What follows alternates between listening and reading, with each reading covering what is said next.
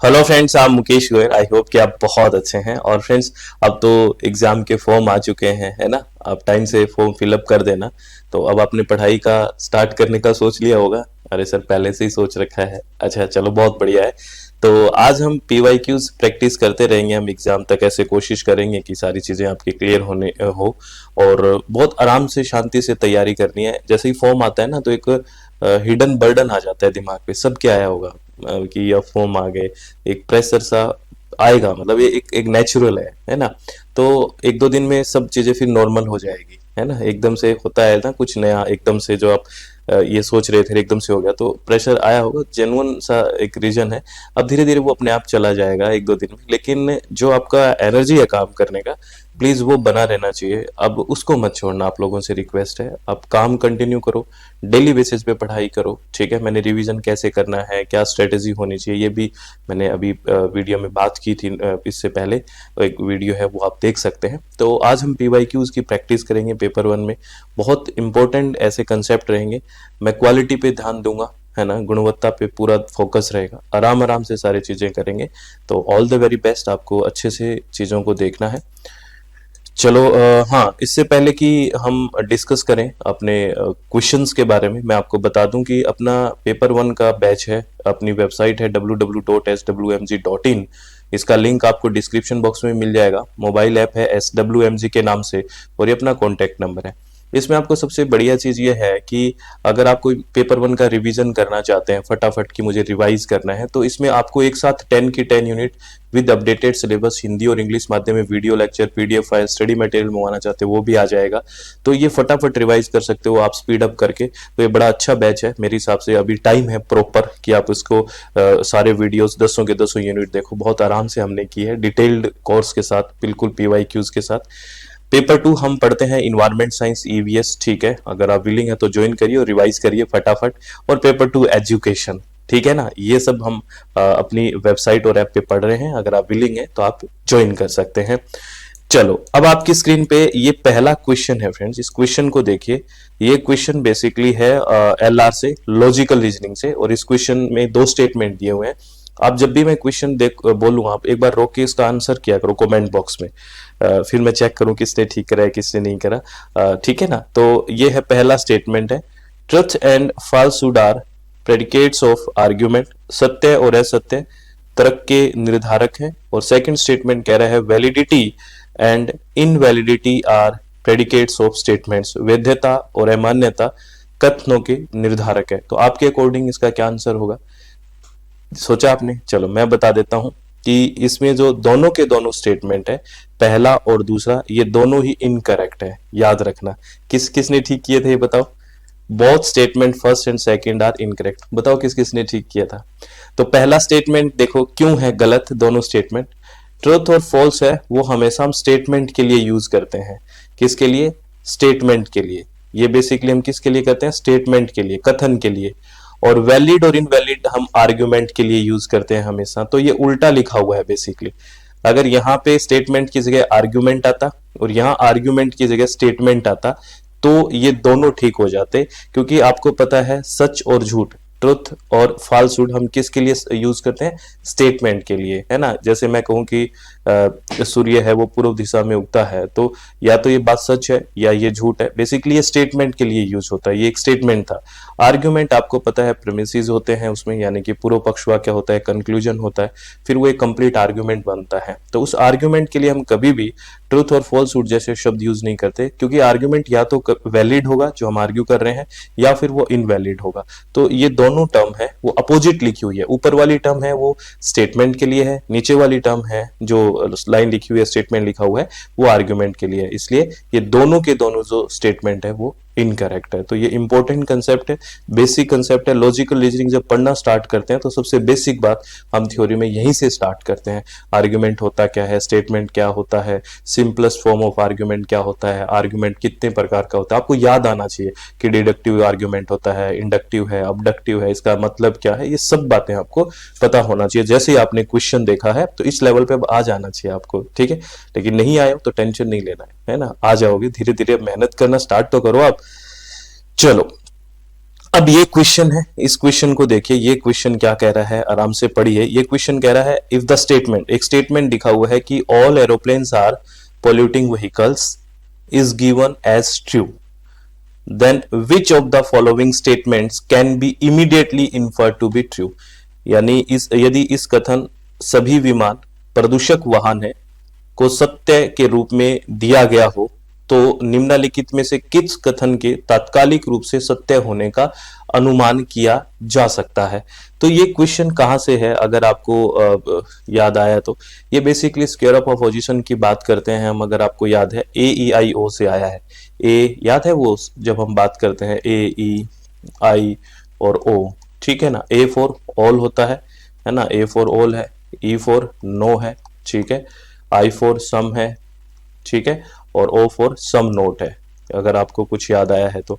और बीच में यहाँ हम लिखते हैं कॉन्ट्राडिक्टरी, ये कॉन्ट्राडिक्टरी है बेसिकली यहाँ पे, ठीक है, और ये कॉन्ट्रेरी होता है, ये सब कॉन्ट्रेरी होता है, और ये वाली लाइन है ये सब अल्टरनेशन होता है बेसिकली। तो ये ऑल एरोप्लेन है ना, तो ए वाला दिया हुआ है कंसेप्ट, और इसका इमीडिएटली ट्रू कौन सा होगा, तो सब अल्टरनेशन वाला कंसेप्ट कह रहा है। अगर ए वाली बात ठीक है तो आपको पता है सब अल्टरनेशन में आई वाला इमीडिएटली ट्रू होगा ही होगा, क्योंकि जो बात सब पे लागू है यानी कि ऑल पे लागू है तो वो सम पे तो लागू होगी ही होगी, तो ए का आई का इमीडिएटली ट्रू होगा। तो अब सम वाला जो कंसेप्ट है वो ट्रू होगा। देखो इसमें कौन सा है, पहला नो वाला है, ये नहीं होगा। दूसरा सम एरोप्लेन आर पोल्यूटिंग व्हीकल, ये है वो बिल्कुल ठीक है, इमीडिएटली ट्रू हो जाएगा अगर ऑल वाला ठीक है तो। लेकिन थर्ड ऑप्शन में कंफ्यूज मत हो जाना, थर्ड है सम नोट का, देखो आप, और सम नोट है ओ के साथ, ये देखो सम नोट है इसमें, इसलिए ये नहीं होगा। तो राइट आंसर कौन सा है, second option is the correct option, ठीक है। तो अब जैसे ये क्वेश्चन देखा तो आपको स्क्वायर ऑफ अपोजिशन की जो बातें हैं वो सारी समझ में आई होगी, है ना। AEIO क्या होता है, इसको बहुत आराम से पढ़ना होता है, कॉन्ट्राडिक्टरी को प्रॉपर, और इनकी परिभाषा डेफिनेशन भी हर बार आती है ना, कि कॉन्ट्राडिक्टरी के बारे में कौन सा स्टेटमेंट ठीक है, या पूछ लेते हैं कॉन्ट्रेरी के बारे में कौन सा है, सब कॉन्ट्रेरी के बारे में, सब अल्टरनेशन के बारे में। इन चारों को बहुत ही आराम से करना होता है, हर बार क्वेश्चन आता है, प्लीज ये ध्यान रखें आप, ठीक है। तो ये सेकंड स्टेटमेंट ठीक है, सेकंड ऑप्शन ठीक है। इसमें थर्ड क्वेश्चन फिर ये लॉजिकल रीजनिंग से ही है। इस क्वेश्चन को देखिए, ये क्वेश्चन क्या कह रहा है, देखिए, there is smoke on the distant hill, since smoke is always accompanied by fire, the hill must have fire too, which of the term correspond to the sadhya यानी कि major term in the above argument according to classical Indian school of logic। दूर स्थित पर्वत पर धुआं है, क्योंकि जहां धुआं होता है वहां सदैव आग होती है, पर्वत पर अवश्य ही आग ही होनी चाहिए। न्याय की भारतीय शास्त्रीय शाखा के अनुसार उपरोक्त युक्ति में निम्नलिखित में से कौन सा पद साध्य या मुख्य पद के रूप में है ना। ये अगर आपको तीन टर्म के बारे में हम बात करते हैं, एक होता है मेजर टर्म, ठीक है ना, जिसको साध्या बोलते हैं, मेजर टर्म। एक होता है माइनर टर्म, ठीक है ना, माइनर टर्म, ठीक है, और एक होता है मिडल टर्म, अगर आपको याद है तो मिडल टर्म। इन तीन टर्म को हम डिटेल में बात करते हैं। मेजर और माइनर टर्म हमेशा किस में देखते हैं, कंक्लूजन में देखते हैं। आपको याद है क्या, जो भी हम आर्ग्यूमेंट का निष्कर्ष होता है, कंक्लूजन होता है, उसमें हम क्या देखते हैं, मेजर और माइनर टर्म देखते हैं। और मिडल टर्म क्या होता है, बेसिकली कंक्लूजन में ना होके ये P1 या P2 परमिसेस में होती है, P1 P2 में होती है। ये एक कंसेप्ट है जो हम बात करते हैं। और अगर हम कंक्लूजन में की बात करें तो दोनों टर्म, चाहे मेजर हो चाहे माइनर हो, वो कंक्लूजन में होगी। कंक्लूजन में जो सब्जेक्ट होगा, बेसिकली कंक्लूजन में जो सब्जेक्ट होगा यानी कि कर्ता होगा, वो तो माइनर टर्म होगा, याद रखना है ये कंसेप्ट। और जो इसका प्रेडिकेट होगा, है ना, इसका जो प्रेडिकेट होगा, इसकी जो भविष्यवाणी या विशेषता होगी, वो होगी बेसिकली मेजर टर्म, ठीक है।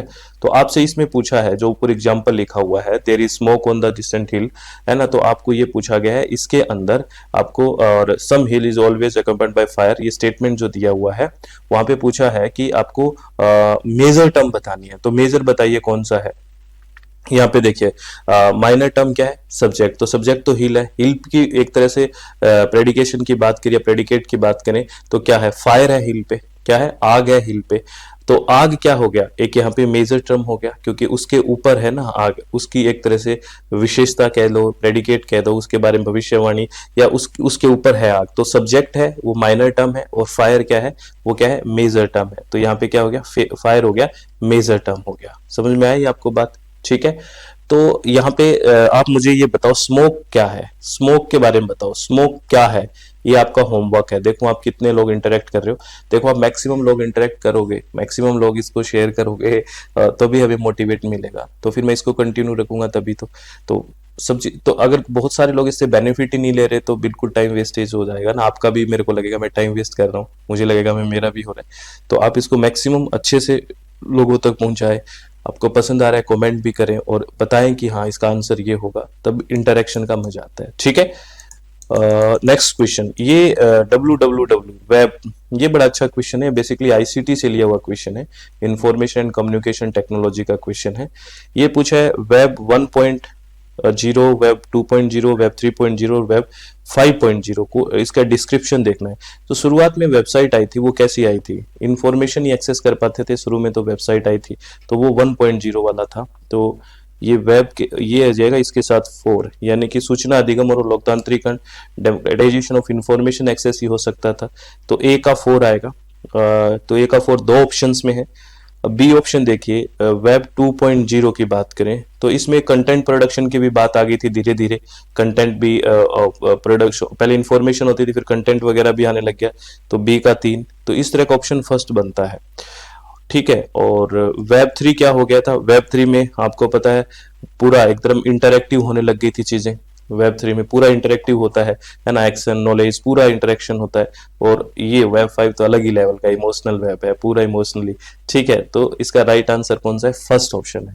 ये इंपॉर्टेंट क्वेश्चन है, ये ध्यान रखना प्लीज, है ना। चलो बहुत बढ़िया।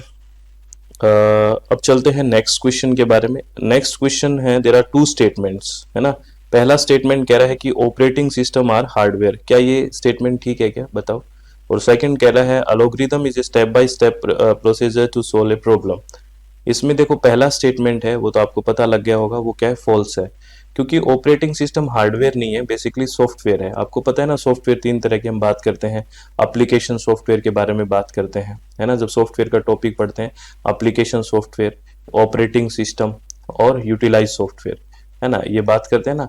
तो एप्लीकेशन सॉफ्टवेयर जो ऐप वगैरह होती है जो हम इंस्टॉल करते हैं, है ना, अपने ऐप में। जैसे कोई भी ऐप डाल लेते हो, जैसे SWMG ऐप है कोई भी ऐप। और ऑपरेटिंग सिस्टम है जिनके बिना आपका सिस्टम नहीं चलेगा, ऑपरेट करने के लिए जरूरी होगा, ये सॉफ्टवेयर है। और यूटिलाइज जैसे एंटीवायरस वगैरह है, ये यूटिलाइज सॉफ्टवेयर हो गए। तो ये हार्डवेयर नहीं सॉफ्टवेयर है, इसलिए ये स्टेटमेंट गलत हो गया।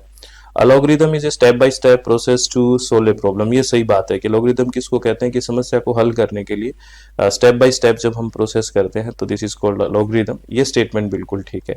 तो फर्स्ट स्टेटमेंट गलत, सेकंड स्टेटमेंट है वो ट्रू है। तो इसके बारे में फोर्थ ऑप्शन है इसे करेक्ट ऑप्शन ना। Statement first is incorrect, second statement is true. तो ये क्वेश्चन भी बड़ा अच्छा है। चलो, है ना, ये कंसेप्ट आपको समझ में आना चाहिए। एल्गोरिथम के साथ हम 3-4 और टर्म पढ़ते हैं, क्या किसी ने पढ़ी है वो टर्म, एक बार कमेंट बॉक्स में बताना। इसी के साथ इस तरह के कंसेप्ट्स पढ़ते हैं, देखता हूं कितने लोगों को कितनी चीजें याद है। ठीक है।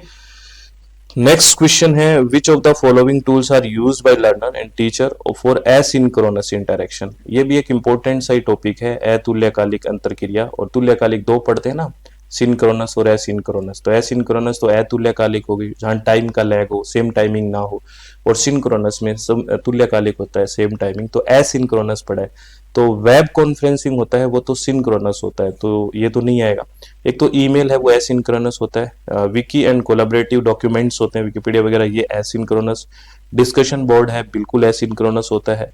और लाइव स्ट्रीमिंग तो सिंक्रोनस है, तो ये भी नहीं आएगा। तो राइट आंसर कौन सा आ गया, बी, सी और डी। तो B, C, D is the first option. ठीक है, बी, सी और डी। डिस्कशन फॉर्म के बारे में हम कहाँ पढ़ते हैं, कौन सी स्कीम में हमने बात की है, अगर याद है तो बताइए। मैं आपके दिमाग को क्वेश्चन के साथ साथ पूरा हिलाने की कोशिश करूंगा, जिससे आपको ये पता लगे अच्छा क्या कंसेप्ट आपका मजबूत है, कौन सा कंसेप्ट नहीं है, क्या सिर्फ चीज़ों को रट रखा है या फिर कनेक्टिविटी बनी हुई है दिमाग में। अगर कनेक्टिविटी नहीं बनी है अभी तक तो थोड़ा सा प्रॉब्लम की बात है, लेकिन अभी टाइम है, अभी कोशिश करिए, सब बेहतर हो जाएगा। ठीक है। अब ये स्टेटमेंट है, ये क्वेश्चन देखिए क्या है, ये बेसिकली क्या है, सस्टेनेबल डेवलपमेंट गोल के बारे में। और मैं बता दूं आपका sustainable development goal, millennium development goal हर बार क्वेश्चंस पूछे जाते हैं।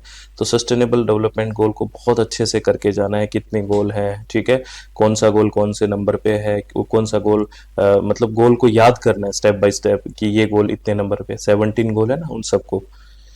ये क्वेश्चन पूछा गया, which goal of 2030 agenda for sustainable development adopted by India in 2015 seek to ensure inclusivity and equitable quality education and promote lifelong learning for opportunity for all।